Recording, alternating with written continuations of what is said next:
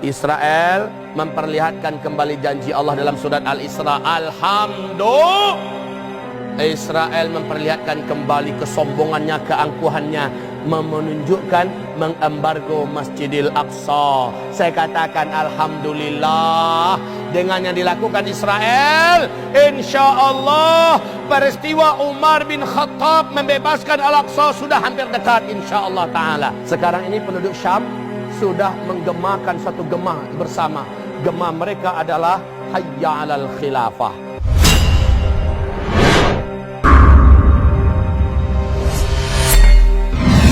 Kaum muslimin yang kami muliakan, Israel memperlihatkan kembali janji Allah dalam surat Al-Isra. Alhamdulillah, Israel memperlihatkan kembali kesombongannya, keangkuhannya, menunjukkan mengembargo Masjidil Aqsa. Saya katakan alhamdulillah, dengan yang dilakukan Israel, insya Allah peristiwa Umar bin Khattab membebaskan Al-Aqsa sudah hampir dekat, insya Allah Ta'ala.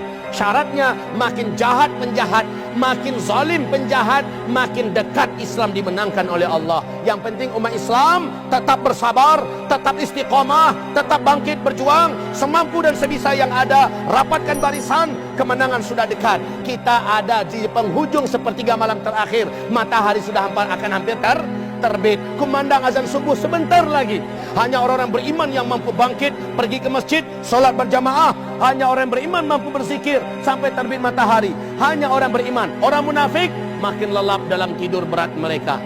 Orang munafik zaman-zaman kayak gini, Pak, ini makin larut dalam kemunafikannya, makin menampakkan kemunafikannya. Benci dengan dakwah, benci dengan amar bil ma'ruf nahi anil munkar, benci dengan seruan-seruan kembali kepada syariat Islam, benci melihat persatuan umat Islam, benci melihat adanya upaya-upaya tegaknya khilafah Islamiyah, benci bahkan ikut mendukung segala kejahatan kaum agresor yang ada di Palestina. Ini ciri-ciri orang munafik, makin menunjukkan kemunafikannya. Pertanyaan kita, haruskah Bapak Ibu membela Palestina? Haruskah Bapak Ibu cinta dengan bumi Syam? Jawab, harus atau tidak? Kenapa harus? Apa alasan Bapak Ibu? Kita akumulasikan semua alasan ini dari nubuat Nabi SAW. Alasan kenapa kita harus cinta Palestina, kenapa kita harus bela negeri Syam, kenapa kita harus di pihak para kaum muslimin, mukminin yang tertindas di bumi Syria, bumi Syam. Kenapa? Alasannya berikut ini. Ini alasannya, karena di bumi inilah terdapat tanah suci umat Islam yang ketiga. Ya, disinilah terdapat masjid suci umat Islam yang ketiga, yaitu Masjidil Aqsa. Dan Rasulullah Sallallahu Alaihi Wasallam menyebutkan Masjidil Aqsa berdiri di atas tanah yang diberkahi oleh Allah Subhanahu Wa Taala. Ketika Umar bin Khattab berhasil membebaskan Al-Aqsa, kunci masjidnya diserahkan kepada amir yang dipercayainya, dan dia berkata, mulai hari ini tanah Al-Aqsa ini adalah tanah haram umat Islam, tanah wakaf untuk umat Islam.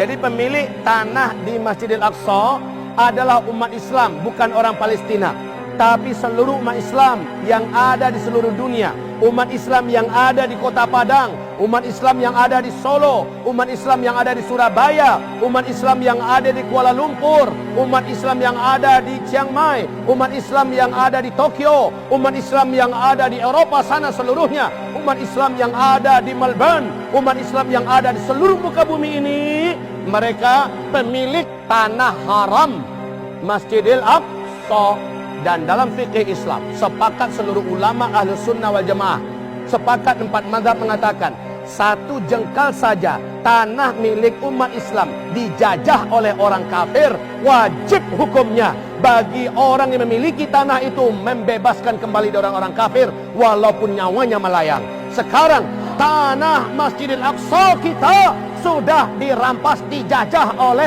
bangsa kera dan bangsa babi, yakni bangsa-bangsa Israel itu, Bapak Ibu yang kami muliakan. Maka dengan ini, kewajiban umat Islam seluruh dunia membebaskan tanah Masjidil Aqsa tersebut. Kewajibannya untuk kita. Berarti Bapak harus pergi ke sana. Sanggup nggak? Tidak. Kenapa? Kami miskin, Pak Ustaz. Kami tidak mengerti bahasa Arab, Pak Ustaz. Kami tidak mengerti cara angkat senjata, Pak Ustaz. Kami tidak punya paspor, Pak Ustaz. Kami bukan orang yang terlatih bertempur, Pak Ustadz. Kami kesana malah menjadi beban. Banyak alasan Bapak Ibu.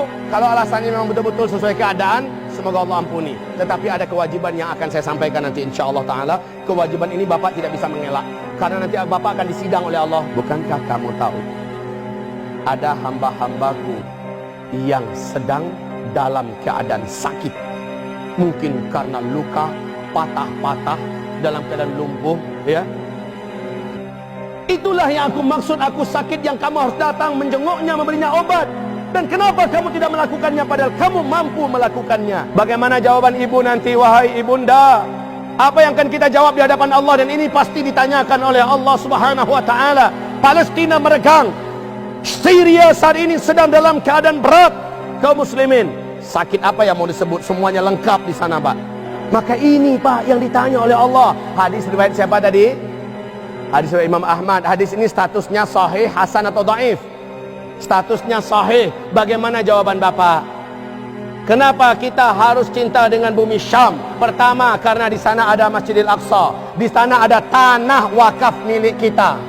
Tanah wakaf milik umat Islam. Maka tanah ini wajib dibela. Kalau dibiarkan, apa hukum kita? Tanah ini milik kita, dirampas orang, dibiarkan. Apa hukumnya buat kita? Hukumnya apa buat kita? Wajib apa? Itu wajib pertahankan. Tapi status kita kalau nggak dipertahankan apa? Orang ini dihukumi dengan dayus. Dihukumi dengan dayus. Apa itu dayus? Dayus adalah orang yang tidak punya nyali membela kehormatannya, membela miliknya. Maka dayus ini kata Rasulullah haram masuk surga. Bahkan mencium bau surganya saja tidak boleh. Padahal wangi dan angin surga itu dapat kecium dari jarak 500 tahun perjalanan. Udah kecium wanginya bau surga, sejuknya bau surga. Sampai jarak itu pun nggak boleh dekat. Siapa ini? Dayus. Apabila kita tahu tanah Palestina saat ini sedang dikangkangi, sedang dijajah oleh bangsa kera dan monyet, dan kita membiarkan saja, tidak ada kepedulian kita membebaskannya, tidak ada kepedulian kita membelanya, tidak ada kepedulian kita di sini bergerak untuk membantunya, maka bersiap-siaplah nanti mempertanggungjawabkan di hadapan Allah. Kalau memang bapak laki-laki, kalau memang ibu tidak senang disebut dengan dayus oleh Allah, maka tunjukkan bahwa kita siap bersama-sama, kita peduli untuk bumi Syam, untuk Palestina. Kenapa kita harus mencintai bumi Syam? Karena Rasulullah SAW mendoakan keberkahan untuk bumi Syam dan penduduknya. Rasul mendoakan keberkahan untuk bumi Syam dan penduduknya, dan siapapun yang mencintai bumi ini. Ya, Bapak cinta dengan bumi Syam, dengan Palestina, dengan Syria. Bapak cinta dengan Lebanon, Yordania, karena itu adalah bumi Syam. Sebab apa? Karena Rasul memuji-muji bumi itu, karena Rasul menyanjung bumi itu, karena Rasulullah mendoakan bumi itu, keberkahan untuk negeri itu, untuk penduduknya, untuk siapapun yang masuk ke dalamnya, dan siapapun yang mencintainya. Dan Rasul juga menggambarkan kemunafikan orang yang benci dengan bumi ini dan penduduknya. Siapa yang benci dengan Syam, benci dengan Palestina, benci dengan Syria, benci dengan para mujahidin yang di sana, munafik. Khalas, nggak ada bahasa lain, munafik. Kita harus mencintai bumi Syam karena ternyata Rasulullah bersabda, aku tidur, dalam tidur aku bermimpi. Nah, para ulama kita sepakat mengatakan mimpinya seluruh nabi dan rasul adalah wahyu.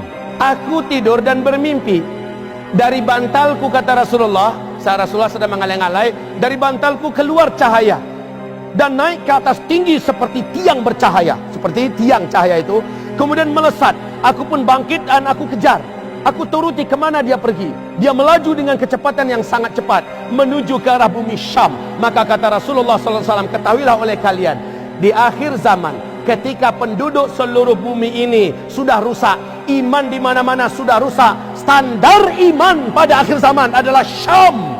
Standar iman di akhir zaman adalah Syam. Nabi tidak mengatakan standar iman itu Mekah. Nabi tidak mengatakan standar iman itu adalah Madinah. Tapi di mana? Syam. Sekarang orang abu-abu semua, Pak, imannya nggak jelas. Musuh bebuyutan yang memerangi Islam, mengajak manusia syirik kepada Allah, sekelas Israel, sekelas Amerika, sekelas komunis Rusia dan sebagainya, atau Syiah di Iran dan sebagainya. Udah kabur abu-abu umat ini memahaminya. Tapi yang sangat terang memahaminya adalah para ahli Syam sekarang ini. Penduduk Syam, mujahidin di Syam. Standar iman di akhir zaman ada di Syam, kata Rasulullah sallallahu alaihi. Sekarang ini penduduk Syam sudah menggemakan satu gemah bersama. Gemah mereka adalah hayya 'alal khilafah.